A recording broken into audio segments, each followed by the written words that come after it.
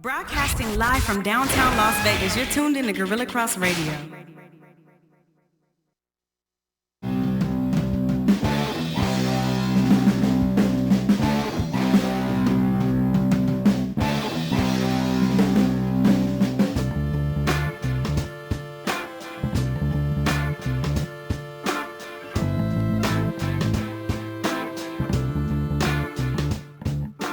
This is Alan Snell with LVSportsBiz.com. I publish LVSportsBiz.com to cover the meeting point of business and sports here in Las Vegas. And we are celebrating our second anniversary in early June with 4 podcasts with key sports business newsmakers. And we are on episode number 4. And I'm very pleased and happy to say that our podcasts are presented by Adore Oil, our presenting sponsor. I'm also very pleased to have, I think, one of the key newsmakers really on a couple fronts here in Southern Nevada, Lawrence Epstein, Chief Operating Officer for UFC, which is a force based here in Las Vegas. Lawrence, welcome to the studio and welcome to LV Sports Biz Podcast. Alan, thanks for having me. Listen, I could not stop laughing about the fact that I invited you to park at the El Cortez, and you have to at least brief us a little on your own personal family history. You guys own the Cortez. You own the very building that we're having the podcast. Talk a little about just your own past and the Cortez connection.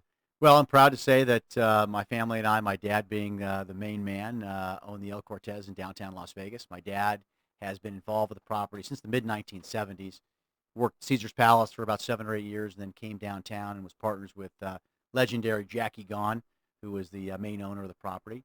And in about 2008, my dad, myself, my sisters, and our partners Mike Nolan and Joe Woody bought out all of the partners, including the Gahn family, and said we're really proud of the El Cortez, and we've been investing a lot in it, and pretty proud of the way things are going, and we love downtown Las Vegas. So you grew up here in Las Vegas? I did. I started here, and I'm probably going to finish up here too. Okay. 52 years so far, but it's when you start thinking about how far this town has come in every aspect. I know this show is about sports, and when you think about how far this town has come in sports, it's crazy. I mean, we had basically boxing and UNLV basketball, and now we've got Raiders and Golden Knights and 1,000 other things, which in my view makes Las Vegas the number one sports town in America, and I think soon to be the number one sports city anywhere on the planet. So before you joined UFC, I believe you were with some law firms. Correct. Where did you go to school, and also for law, and also what firms did you begin before you joined UFC? I went to undergrad and law school at Vanderbilt in Nashville, Tennessee. So a huge Vandy fan. We got a little College World Series in front of us right now. There you go. Getting a little excited about that. And came back to Las Vegas, right after I graduated, did a judicial clerkship for a year, and then worked with one law firm my entire career. It's called Beckley Singleton. We ultimately merged with a larger firm called Lewis and Roca. And about 15 years into my law practice, I made the transition to go work with Lorenzo and Dane over at the UFC. So talk a little about that transition. What attracted you to UFC? It wasn't any one specific thing. I started practicing law here in Las Vegas, did a lot of litigation work, and my client base was pretty straightforward. For most litigation firms in Las Vegas, it would be representing casinos, representing some real estate guys. But early on in my career, I got the opportunity to do something special and unique, and that was work for Top Rank and Bob Arum and get involved in the boxing business. Bob let me work on 100 matters over the years, and just sort of developed a sort of fairly unique expertise in contract litigation, everything relating to television contracts, sponsorship arrangements, relationships with fighters. And probably 10 or 12 years into that, Lorenzo Fertitta, who had been a client of mine through Station Casinos, came to me and said, hey, we're thinking about buying the UFC. Maybe you could help us out with that. And I was, really involved from day one. When they bought the company in 2001. You've been with the organization since '01 then. Well, they bought the business in January of 2001. Mm-hmm. I became full time in August of 2007. Okay. So it was a few years after that, but was involved, from day one. I mean, I did the initial bout agreements for the initial fights they did, and initial promotional agreements, and said, was really involved from day one, but full time for, approaching 12 years now. UFC, from a sports business standpoint, has always been fascinating to me, and you can't deny the newsworthy of a of an organization that sold for $4.2 billion in 2016. I'm not quite sure Las Vegas truly understands the implications and the significance of an organization that sells for $4.2 billion. To me, it was an extraordinary transaction. And I also am fascinated by the dynamic of how UFC is run, because you have a president, Dana White. In title, he's the president, but when you think of sports organizations, you think of a president of kind of a guy with a jacket and tie, overseeing the business kind of operations, not the ringmaster and kind of the public face of the organization. It's a very unique dynamic. And my impression has always been that there's always that one guy at the MMA outfit that basically makes sure the trains run on time and they leave on time. And I think that's you. Can you talk about just basically, because right now you seem so calm and so collected, and it's kind of like the duck that just kind of like, just is kind of moving right along the top of the lake, paddling like hell below that you don't see. I'm just wondering, is is anything wrong with that description that I offered in terms of the dynamic there? Well, other than it's a team effort. I mean, Hmm. first of all, Dana is, our inspirational, our emotional, he's our energy guy. On a basketball team, he's our energy guy. He's the guy that leads the team and gets everybody excited to move forward, whether we're up or whether we're down. He's the guy who started this business literally from he was employee number one, and he's still around and still a driving force in the business. Underneath Dana, we've got this incredible team. I'm part of it, but guys like Craig Borsari, who runs all of our production, our finance team, our legal teams, all the stuff that you need to sort of run these businesses on a daily basis. I mean, listen, UFC is not, it started with one person. We're now about 400 employees globally. Hmm. So With 600 fighters under yeah, contract? 500 or so, 500 to 600 fighters under contract. So, we've turned into, a very large sort of stable organization. So on the top, you got Dana, who's our chief promoter, who's doing all the things we need to do to get out there and get people excited about our events. But underneath him are, I said, 400 people that are every day focused on running this business, whatever aspect is their particular job. What was it like trying to close a $4.2 billion deal? Have you ever? You worked obviously in a lot of contracts, a lot of litigation, a lot of closings. What's it like having all those commas in the numbers when you're actually making making a closing for $4.2 billion in the summer of 2016? It was absolutely surreal. I mean, it was a long sort of process. I mean, people sort of think about these deals when they're announced and say, "Oh, that happened sort of quickly." But this was something that was in the motion for a couple of years. A lot of potential buyers and people that we talked to, and ultimately in August of 2016, the deal got done. Listen, it was exciting. It was fun. There were lots of issues and things that happened all the way down to the wire, but ultimately got the deal closed. And it was exciting for us. It was definitely sort of a new chapter. It was tough to lose Lorenzo, who was who's first of all the best guy in the world, and second of all just a great leader of the organization. But we picked up this incredible infrastructure in the Endeavor Group, and of course Ari Emanuel. That look, it's taken us to a pretty amazing level. I mean, this new ESPN deal I think is the best manifestation of what Endeavor has had to offer to the UFC and how it's really taken us to new heights. What was it like just logistically to close that kind of deal? A lot of work. When you mentioned it's a lot of fun, but it's fun in the sense that it was satisfying, or stack that up versus the kind of closings you would normally do for a casino property or any kind of land closing. Yeah, I mean, those are, I think, It seems the scope of it is just so large that there'd be a lot of moving parts to it. Exactly. Well, first of all, I mean, as a lawyer, you're sort of like the doctor that goes and talks to the patient and says, "Hey, you've got a really interesting condition." I mean, it's interesting to the doctor, but probably, a little scary for the patient. I was actually the patient, at least part of the patient in this transaction. So definitely had a lot more skin in the game. And I think it was a bit more stressful from that standpoint in the sense that we knew we wanted to get this deal closed, and there was a lot of, moving parts, and there were a lot of bumps in the road, and ultimately we did get it closed. So, it was, I think from an academic standpoint, it was super interesting. There was a tremendous amount of learning that took place and just incredible experience to sort of have on your resume. I think it was a bit emotional because we've taken this business from literally nothing to, as you mentioned, this huge number. and now it was going to, change hands. And I think the third thing was, some pressure for those of us that stayed around. I mean, we had a lot of our executives left and a lot of our team members left, but some of them, like myself, stayed around. And I think the pressure that it's put on Dana and myself and others to make sure that we deliver for these new owners it's been challenging. And I think it's also been a great motivating force. And I said I'm really proud. Almost 3 years into this deal, we've delivered for the new owners. Well, let's talk about some of the initiatives and infrastructure that you guys are creating. It's very ambitious, I think very bold. To me, right off the bat, this hasn't, maybe at the time it received a lot of attention, but first of all, the campus. I mean, you have a new headquarters. I remember driving into your Sahara office there and finding Behind In-N-Out Burger. Yeah, exactly. Find a spot behind the fast food and making Right. making the walk over to the headquarters. What was it like opening up that new facility? It's off of Jones, right by the 215. Yeah. So the new facility was something that was envisioned prior to the sale, something that Lorenzo Dane and all of us, Right.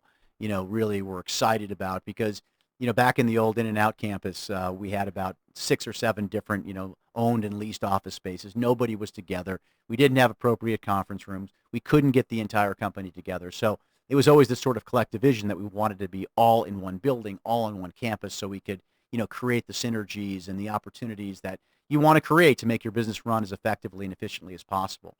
The building didn't actually get done until May of 2017. So, not quite a year, but 8 or 9 months post close. And when we entered the building, it was obviously a huge step up from where we were before in the office space, in the way we interacted with our team members. We have a full commissary where all of our employees can eat on a daily basis, and it's really been a game changer from that standpoint.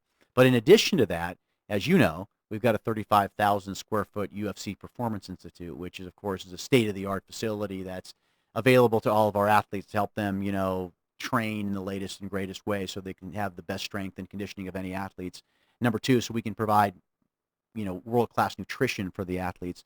And third, as we know, injuries happen in sports, so we're providing, best-in-class physical therapy, injury recovery for any athletes, and also a lot of strength and conditioning that helps athletes prevent being injured in the first place. So, this move from, I said, behind In-N-Out Burger with a bunch of different buildings to this new campus that encompasses this incredible sports, training facility has been a total game changer for us. And, it's something that, the new owners could have easily said, hey, this is too expensive. We should probably, sell this building and stick, with the old facilities.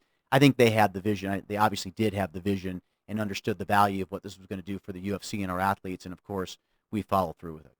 So you described the Performance Institute. Talk a little about the expansion plans. I know that you have some travel plans yourself related to those. I do. So, we're about 2 years into this experiment with the UFC Performance Institute, and it's really exceeded our expectations. I mean, we had some ideas, some concepts about, for example, how many athletes would use the facility, the type of changes we'd make to helping athletes make weight. Because as you know, in our sport, it's not like any other sport other than say wrestling and boxing, where you got to fight at a particular weight, and that's part of the way you train for an event. And we were seeing lots of athletes, not making weight. We were seeing lots of athletes get hurt, not be able to participate. So, our original thesis from a business standpoint was if we can save a few fights, either preventing athletes from missing weight or preventing athletes from getting injured or getting them back, effectively so they can participate sooner, this is a great business. That's all come true. What's really exciting for us, though, has been about 85% of our athletes have been through the facility, and most of them, the vast majority, are staying connected to the training regimens or the physical therapy or whatever they're getting out of it. So it's been a huge success in Las Vegas. We've decided to take the show on the road, and we're going to open next week, actually a 93,000 square foot. So we're 35,000 square feet here in Vegas, 93,000 square foot facility in Shanghai, China, which is an incredible facility. The mission for that facility is really the same with one addition. China is a market that's growing very quickly for us. We've got about 10 athletes right now that are Chinese that are under contract. But it's gone from a sort of a top 25 market for us to a top 5 market. And so the fourth thing that we're trying to accomplish at the Performance Institute in China is sort of an acceleration of the development of the number of UFC athletes under contract. So we've got 10 now. Our goal is to use this facility to help train more athletes to become mixed martial artists, with the goal of having 70 or 75 UFC athletes from China.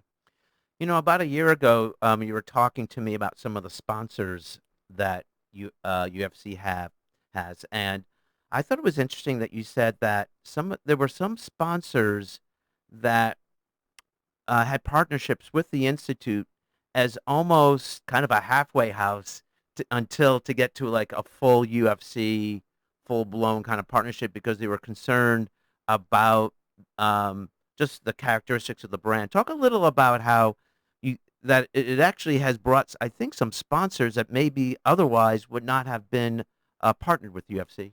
Absolutely. What we've tried to do from a sponsorship standpoint is actually create a lot of different doors into the UFC ecosystem. So listen, the most obvious one, signage in the octagon, something directly related to our events themselves. For some sponsors, that's just not consistent with their brand, or they've got some trepidation about it. And so the UFC Performance Institute has created sort of this new entree into the UFC world. If your brand is connected to the world of training, if your brand is connected to the world of of orthopedic healthcare, if your brand is connected to the world of nutrition, this is a place to be, because the UFC Performance Institute is truly one of a kind. It's not just the best in the sport of MMA. Frankly, we'll stack it up against any facility in any sport anywhere in the world. And we've done the research. We've seen the facilities.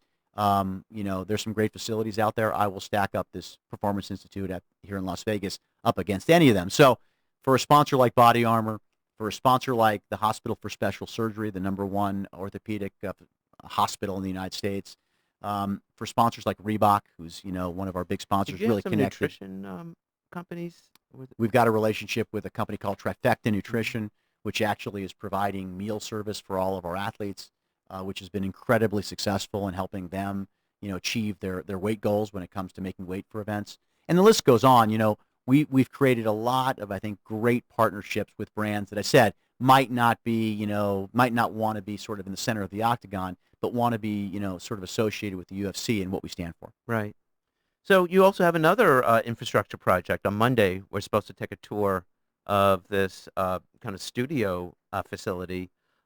Talk a little about how this facility will fit into UFC's broader game plan. It's not new, of producing your own in-house production. In fact, that's something I had talked with Dana about, was UFC is pretty much known for your in-house content that you produce. Absolutely. I mean, I mentioned Craig Borsari previously. He's the guy that runs all that for us at the UFC. And, content creation is a core competency at the UFC. And frankly, we don't necessarily just think of ourselves as a sports organization. We think of ourselves as a content creation organization. You're a media company almost. Exactly. Yeah. That's what we do every day. We create content. We are a media company.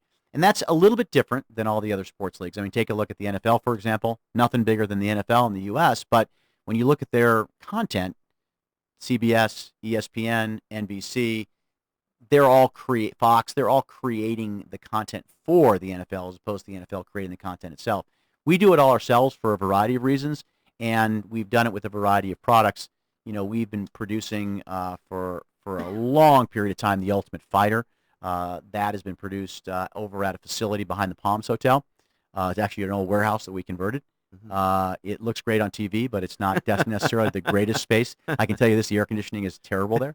So we also use that space to produce the Dana White Contender Series first seasons.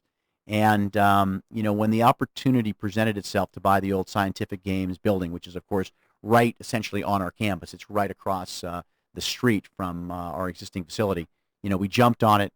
We took that mainly warehousey space and created essentially a small arena, which can scale probably up to 2,000 people. We are building full studios in there, and we're going to have a complete control room in there. So we're going to be able to produce a variety of shows within that facility, and you'll get to see the space itself, which is incredibly cool, and it's just going to get cooler as time goes by. In addition to that, when the control room's done at the end of the year, we're going to be able to actually remotely produce events from around the world. So, I mean, technologically, we'll be able to produce an event in Brazil, China, wherever we are, from that studio in Las Vegas, right across the street from our headquarters. Sounds like it could almost be a nerve center for your operations. Absolutely, and I mean, we envision doing, of course, Dana White Contender Series, potentially the reboot of The Ultimate Fighter, but boxing, kickboxing, wrestling events, all sorts of things can be hosted and produced out of this facility. So one of my favorite shows that Dana is involved is, I'm not sure if I'm getting the title straight, Looking for a Fight? You got it. I love seeing Dana in these awkward positions. Great show. That's like that's to me the most entertaining part besides finding the fighters. Now, if Lawrence Epstein was in a show, what would be the blank? Fill in the blank for this. Looking for a... I'm a huge food guy, Uh-huh. and so I'd be looking for a great restaurant. And by the way, I do help Dana. I'm a contributor to a little bit of Looking for a Fight, because when he does go to for certain cities, I do get the call. Okay, what kind of restaurant you got for me in Dallas? What do you got for me in Memphis? I did send him to Gus's Fried Chicken in Memphis, which was a home run where Dana he actually made fried chicken at Gus's when he was there. Right. So did you set him up for the alligator burger like in Louisiana? No. How did that go down? I don't know how that came down. I mean, they've got other, I think, better consultants than me, frankly. But you weren't a scout on that one? I think it was more like me throwing my 2 cents in as opposed to them actually asking for my input. But yeah, I definitely am a restaurant guy. I love eating all types of food, and so it'd be looking for a good meal. Maybe it's a better name. We're going to just take a brief detour on that because, this town is such a foodie-oriented town. Since you have the capacity to look back, talk about how Las Vegas has evolved as a food town, because at one time, all the big-name chefs used to be here, and some are still here. But I think Las Vegas is turning into a place where there's some great independent places that are kind of a little, they don't have the same high profile as some of these big-name chefs. I mean, to even go back before the celebrity chef showed up in this town, I mean, Vegas was, sort of, if you thought about food in Las Vegas, you thought about cheap food. You thought about buffets. You thought about, lots of volume, low price. Definitely the buffets. And relatively, sort of medium level quality. Yeah, there were a few, nice steakhouses and a few other restaurants that were, maybe I think more entertainment, than food, that were sort of fun to go to. But it was never a big food town. And to me, it all changed in sort of the early 90s when Wolfgang Puck came to the Forum Shops, opened Spago, and it was just a game changer. First of all, he was incredibly successful there. The place was just sold out every night. The food was great. The scene was great. And I think everybody in the food world sort of took note and said, wait a second, Vegas is not just cheap buffets. It actually can be a food destination. And that started this huge revolution of all the celebrity chefs, and whether it was Bobby Flay or Mario Batali or whatever, celebrity chef, they've all come here. They've all been successful here. I think what's really exciting, which sort of you're referring to, is sort of, yes, the celebrity chefs are here and there's so many great restaurants, but what that whole movement did is it brought lots of young chefs, sous chefs, people that work in kitchens that, after some period of time said, you know what, it's been a good run working for Bobby Flay, but, I sort of want to do my own thing now. And it sort of resulted in, just sort of this growth of these smaller places that are independent that have really, created, I think, just this incredible food scene in Vegas. I mean, I went to a place last night called Other Mama. I'm a big oyster eater, and it's just like I eat oysters all over the place. I mean, these oysters here in Las Vegas were not anywhere close to the ocean, but the oysters were as good as any place. I had great ceviche. I had great tuna tataki. Everything that I had was just sort of world class. And this is a place in a strip mall that's, not in a fancy casino, but nonetheless a great dining experience. So here's my next question, Mr. COO. Why hasn't UFC started a chain of restaurants, UFC-themed restaurants? You know what? And maybe you can weave in your sponsors with the nutrition stuff. I think we're sort of doing it in the sense of our relationship with Trifecta Nutrition. I think what Trifecta wants to do and what they're beginning to do is be a meal service to, anybody who's looking to not necessarily lose weight, but, that are sort of fitness oriented. I mean, these meal plans and these prepared meals are being used by our athletes to make weight and as part of their training regimen. So, we're sort of doing it in a relationship with actually an expert who knows how to make food as opposed to us. You know what? We're in the media business. We're in the fight business. We're going to stick to what we know. And, we're going to try to associate with best in class like Trifecta. But, yeah, I think starting restaurants it's out of our zone. Okay. Here's something that was kind of in your zone. You guys had branded gyms. Yeah. What's going on? What's going on? And has that turned out to be a good investment for you guys? It's turned out to be a good investment and a great brand extension for us. So one thing we saw very early in the evolution of sort of the UFC brand is that a lot of our fans actually are active. They train. We've done a lot of research on our fans, and Actually, when you compare to other sports, our fans are frankly more active than virtually any other sport. Mm-hmm. I mean, our fans are like more likely to play basketball than NBA fans are. I mean, that's how active our fans are. So we knew they were active. We knew a lot of them were training, and they were into the individual aspects of the sport. And we were approached by a guy about 10 years ago named Mark Mastrov. Mark has started 24-Hour Fitness, sold it to a big investment firm, and was sort of looking for something new to do. And he said, listen, I love the UFC. I love the brand. I love the way the athletes train. I think there's something new that we can do here that can invigorate, reinvent the fitness business, get people to train like fighters, empower them through martial arts. 'Cause it's not just running a treadmill or riding a bike. This is something, when you learn how to punch or you learn how to kick or you learn how to wrestle, it's very, very empowering to you in many different ways. And so, we started with UFC Gym. We've opened, How many gyms do you have right now? we've got about a dozen what we call sort of our large box gyms, which are, anywhere from, say, 25 to 45,000 square feet. And then we've also got a franchise business where we've got over 100 franchises of smaller gyms in sort of the 6,000 to 8,000 square feet range, which really are all around the world. I mean, we've got gyms opening in Shanghai relatively soon. I'm sorry, you said 1,000?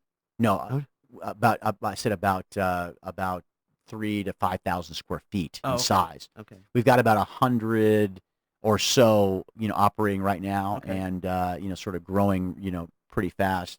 So that would run under like a typical franchise kind of agreement? Exactly. Like opening up a hamburger joint or... Very similar, yeah. Okay. The big boxes we own ourselves. The franchises are obviously, owned by individual investors, but we provide the infrastructure and the support to help them run the business. Okay. So let's switch gears a little. You're the vice chairman of the local stadium authority board.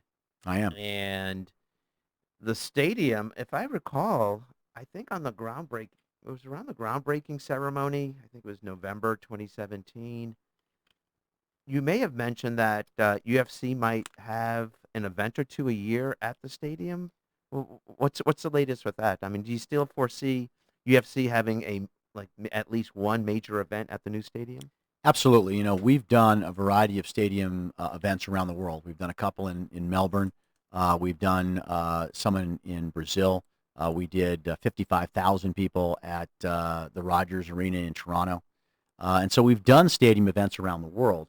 We've never done a stadium event in our hometown because we didn't have a stadium to do it in. But now we Sam do. Boyd didn't now cut we it, will. huh? Well, I love Sam Boyd, but no, we prefer an indoor facility. Okay.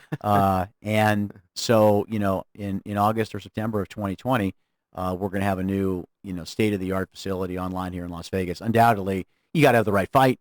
You got to have a big fight, obviously. But I said we've done it on numerous occasions in the past around the world, and we're just really excited to do it here in Las Vegas. So you would foresee at least one major UFC event at the new stadium? Yeah, I mean, I think our goal would be, if possible, we could do one per year. It's got to be the right event. I mean, you can't put, any event there. But, Right. For example, we did the Conor Khabib fight at the T-Mobile Arena. If the stadium would have been available, that certainly could have been something we could have done at that facility because we could have sold a lot of tickets. Listen, Mayweather and McGregor would have loved to have done that boxing event at a stadium. We could have sold a lot of tickets to that one. How lucrative was the Conor Mayweather fight for UFC? It was great for us. I mean, obviously, it was incredibly lucrative for Conor and for Floyd. I hope Conor comes back. The guy's Dana said the guy's too rich to fight anymore. Yeah, I tell Dana you did too good of a job. You made this guy too much money. But it's I guess it's a good problem to have. Conor is he's a special guy, and he's obviously got an incredible fan base, and people are interested in him not just as a fighter, but they're interested in his lifestyle and all the other stuff that he sort of does on a daily basis. But yeah, that was a really successful event for the fighters and a great event for us too. Since you grew up here, talk a little about the significance of the new Raiders Stadium in terms of not so much the NFL. Everyone knows, there's going to be NFL games. Even the NFL draft is coming. There's going to be NFL-related stuff, a Super Bowl down the road. Talk about the events that you think Las Vegas has missed out on because the market did not have a facility that could accommodate something of a scope that would simply bypass good old Sam Boyd. Because you've been here, you grew up here. I mean, talk about the significance of now getting events that you missed out on the past. Yeah, it's a huge deal. I mean, remember the thesis behind the stadium is not just, as you said, to bring the Raiders here. The thesis is to bring the Raiders here, to also have a place for UNLV to play, but also to try to do 30 additional events throughout the year that are going to bring people to Las Vegas and to our tourism-based economy. And to me, the opportunities that have been missed in the past, to answer your question, are the most pretty obvious major concert tours. I mean, U2, the Rolling Stones, the list goes on and on for these major stadium tours. If they don't have a facility to come to, they're not going to come. And U2, for example, just did Joshua Tree Stadium tour. Guess what? Didn't come to Vegas because we didn't have a stadium. That's going to end. And I think what I think is going to happen is not only, of course, are you going to get the stadiums that are the stadium tours are, of course, going to make a stop here. I think you're going to get specific events that are just going to come to Vegas. That you'll have a one tour, one-stop tour stadium events because Vegas is going to be such a great place to play. Number two, the boxing and MMA events that have gone elsewhere. As I said, we've done events in Australia and Brazil and Canada that if we would have had a facility here in Las Vegas, we would have done. There have been events at Texas Stadium, big boxing events there. There's no reason why those events wouldn't have come to Las Vegas. I think combat sports is going to have a home in this facility. There's going to be a variety of other types of uses, whether it's music festivals, whether it's large-scale sort of convention-type things, friendlies for soccer matches, all sorts of, I think, exhibitions and sporting and entertainment-type events that are going to be inside this facility. So, as I said, the thesis behind this thing is not just bring the Raiders. It's about bringing, 30 additional events to the facility, and I think that's something I know as vice chairman of the stadium authority that I'm going to be very, very concerned with and focused on. Well, what kind of logistics are involved when UFC does hold an event at a facility that big at a stadium like your Melbournes in Brazil and Canada? I mean, talk a little about logistics of pulling those kind of events off. It's really interesting and challenging. So when you go to a normal arena, we go to the T-Mobile. It's pretty easy. The seats are already there. The center hung is designed for that facility. The sound system is designed for that facility. The use that we're going to use. The staff is used to sort of bringing people in and out of a stadium like that facility. It's really set up perfectly for our needs. When you start going into these stadiums, everything is customized because the stadium is built obviously for football. Now you're going to put a ring or an octagon in the middle of it, and then you're going to put seating all around that.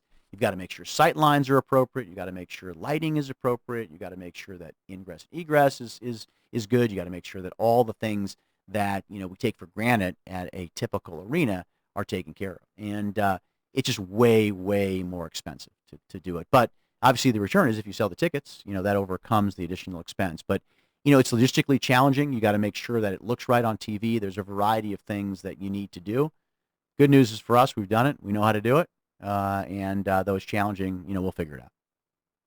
How many seats would a UFC event have at a Raider stadium? The stadium is going to seat around 65,000. Obviously, that does not include any floor seating. I think you can configure it in a lot of different ways, depending on how many tickets you do want to sell. But, as I said in the past, we've sold 50. I think that the What was your biggest attendance? I think it's 50, 56 or 57 in Melbourne when Ronda Rousey fought Holly Holm was the largest event that we've done. But, I think those type of numbers are very easily achievable here in Vegas, no doubt about it. So UFC is technically an official tenant at T-Mobile Arena. That's correct. Along with the hockey team. What kind of arrangement are you guys working on for the stadium? And I want to throw in the fact that at one time, there's no secret that UFC was actually contending to be the naming rights holder for T-Mobile Arena. What is UFC's game plan for the stadium? As I mentioned previously, the stadium events are going to be special events. They're going to be that event that sort of warrants this, huge crowd and the ability to sell tickets associated with, 65,000 seat stadium. So, we're still going to be doing the vast majority, of our events at the T-Mobile Arena. We love the facility. The management team is incredible. I think it's the best. We do events around the world. I think it's the best arena in the world. So we love doing events there, and of course, in our hometown. We're going to continue to do the vast majority of our events at the T-Mobile. But for those big special events, we're going to look at the arena and see what we can do there. How close were you to attaining the the naming rights deal for I that think we were arena? very close. We're certainly, down to the final few, and at the end of the day, we felt it would have been a great brand statement for the UFC. I mean, it was a little bit, when I was thinking about it from when we made the run into the Stanley Cup, the Stanley Cup Finals from the UFC arena, that would have been pretty cool. But I think T-Mobile has done a great job branding there, and they've done a really good job supporting the facility. And at the end of the day, we're really proud to be an anchor tenant, and we love the relationship. Obviously, the naming rights package at the new stadium is going to be a lot more. Yes. Can UFC is UFC prepared to make a run at the stadium naming rights? We're not in the market for that one. No, we're not. Crossing you guys off. You can cross us off the list, yeah. But I do But think, that's going to be but what kind a of really, really special branding opportunity for whoever gets that. I think that facility is going to be, first of all, it's going to be world class. Second of all, it's going to be in Las Vegas. And, just its proximity to the Strip, the visuals, the freeway frontage. I mean, that's going to be a really, really special opportunity for some business to sponsor that stadium. So, what was your take on the NFL policy? I had talked to Rob Dondero over at R&R about this. This is to me really freaky. The R&R does the commercial buys, the TV buys for the LVCVA to promote Las Vegas. They cannot show the Strip, and I'm thinking once the stadium is up, obviously the football. I mean, the football stadium has to be. I mean, there's going to the TV's cameras are going to be trained on the Strip Yeah. during the football games, and yet the NFL won't take TV commercials showing the Strip. This world is changing. I mean, you can just look just in the last few months with the NCAA saying we're no longer going to prevent our tournaments from taking place. Which has a big in implication Nevada. for the stadium. Absolutely. I mean, now the NFL, now their NCAA, the college football game, and I think you'll see and Final Four there Yeah. too. So that just happened. Literally a few months ago. I think you've seen obviously a pretty significant change for the NFL. They allowed a football team to move to Las Vegas.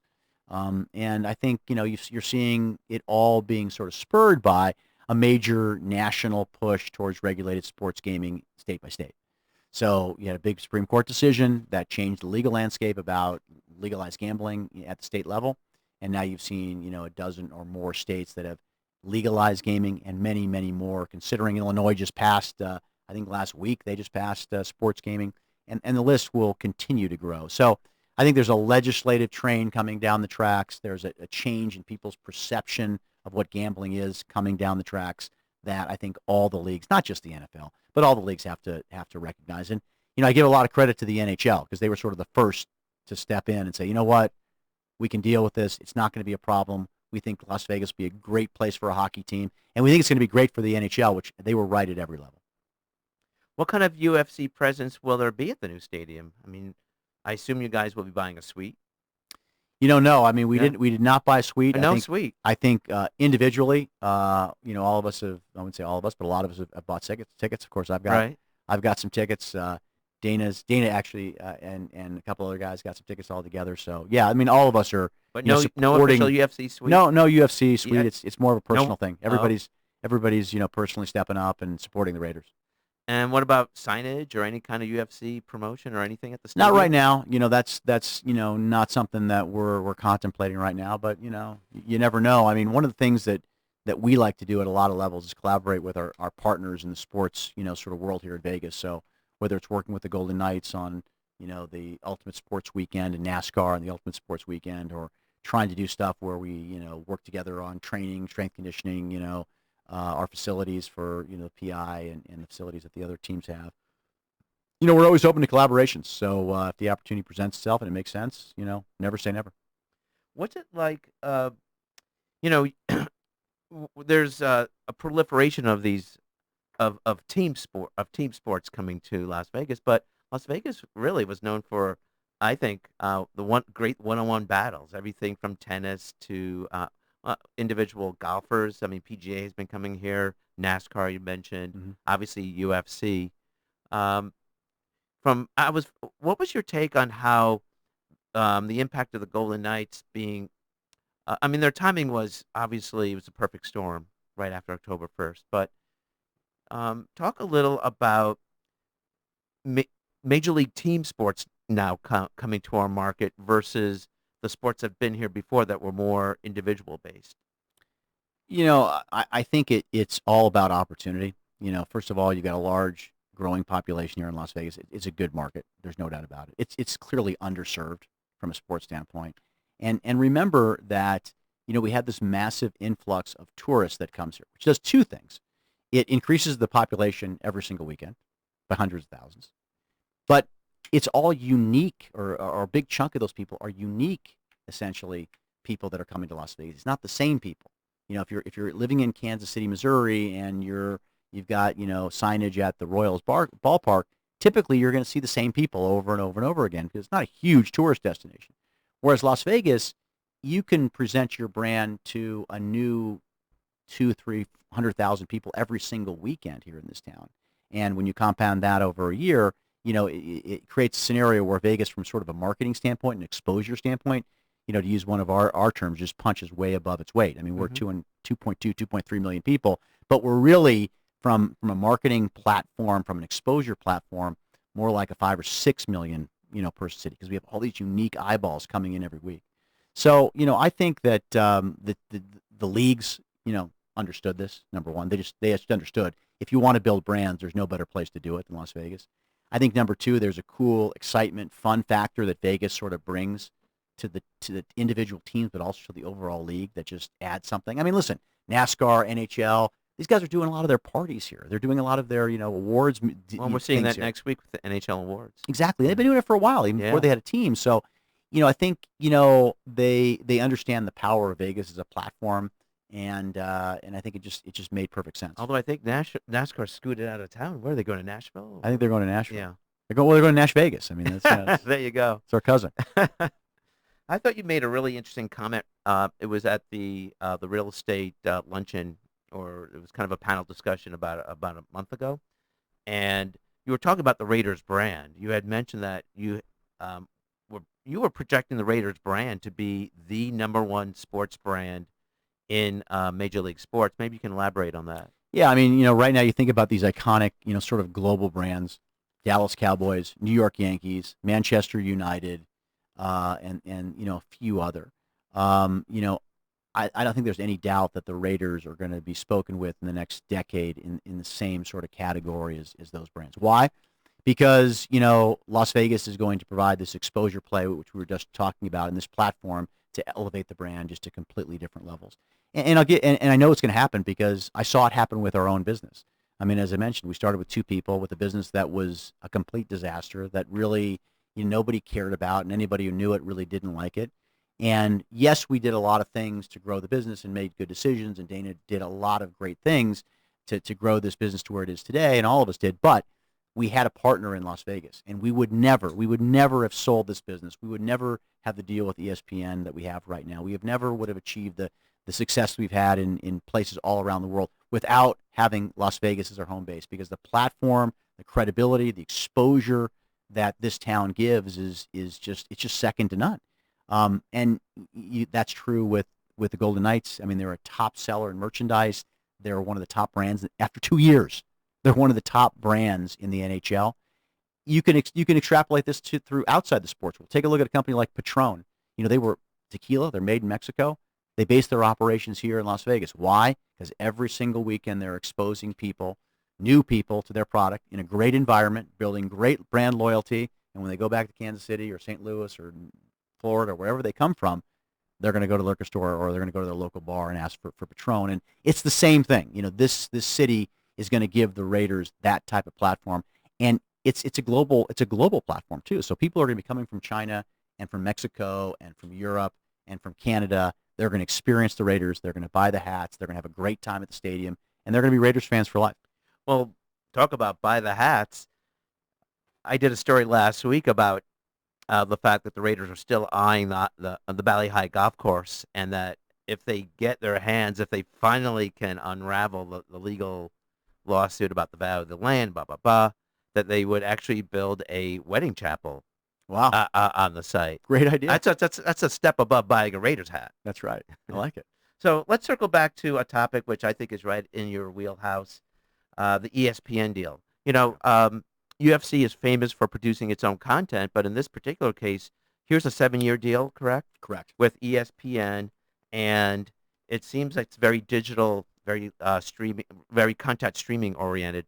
Talk about the value of this particular ESPN deal and what it means to you guys. Well, first of all, we've had this incredible evolution of how our content's been distributed over the years. When we bought the company back in 2001, no one would distribute our content. No one. So we had to put it on pay-per-view. And even some of the pay-per-view providers wouldn't distribute us. In fact, the cable industry would not distribute UFC on pay-per-view. I mean, it's the ultimate opt-in. You got to pay $50. At the time I think it was $30, but you got to pay a lot of money to buy this. And they were like, no, it's not for us. So we were only on DirecTV. After a period of time, we got cable distribution, but still, no broadcaster would take us. But still, pay-per-views is that still a very big revenue source for you guys?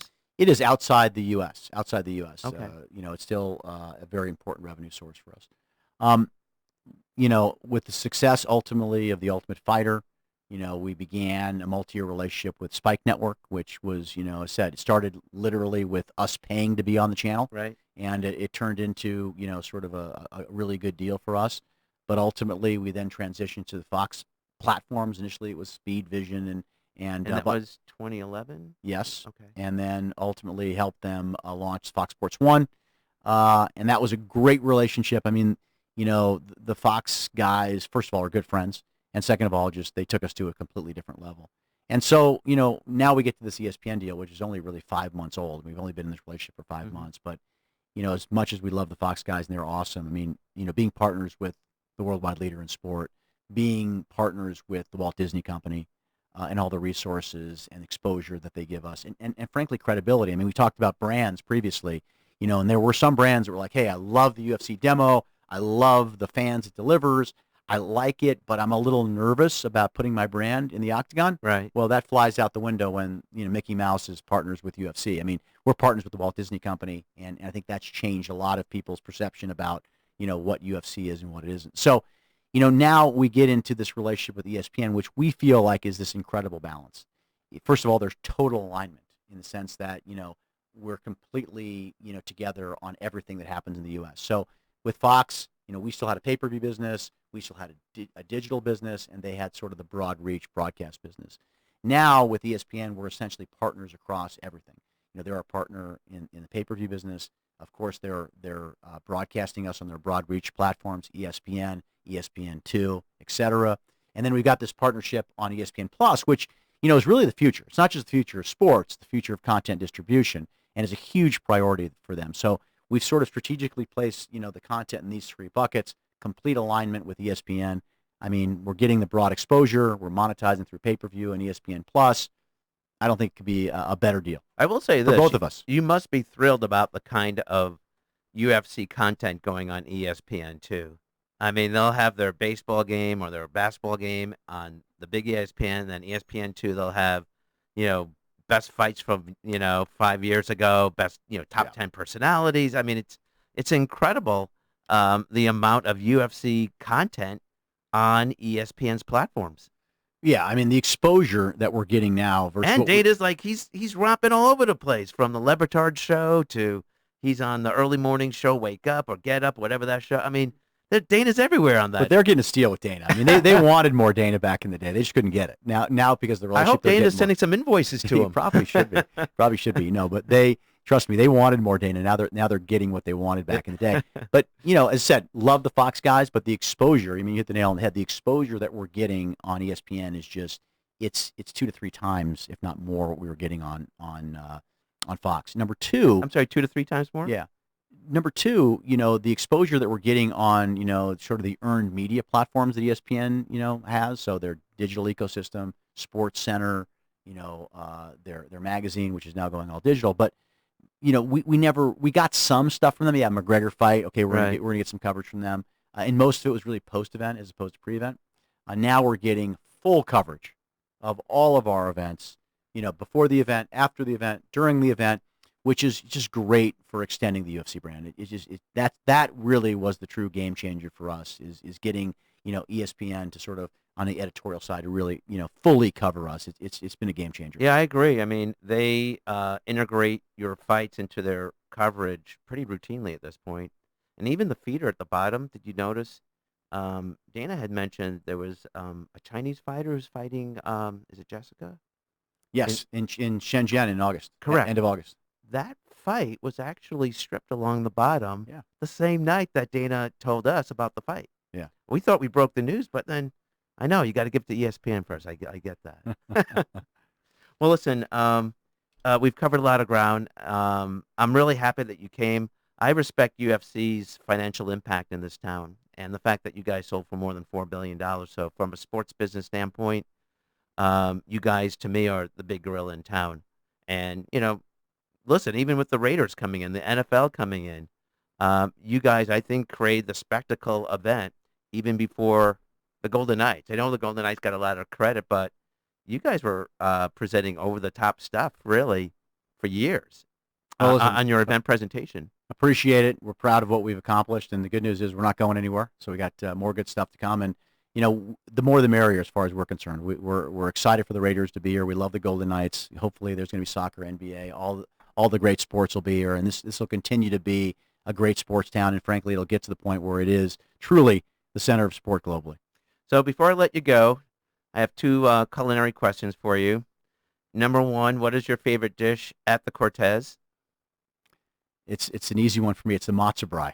Man, it's a pretty it's a little bit of an esoteric dish for those who are not matzo eaters. But yeah, so noted. Tremendous dish. The Reuben sandwich is also great for those that maybe want to try something more down the middle. That is an awesome tip.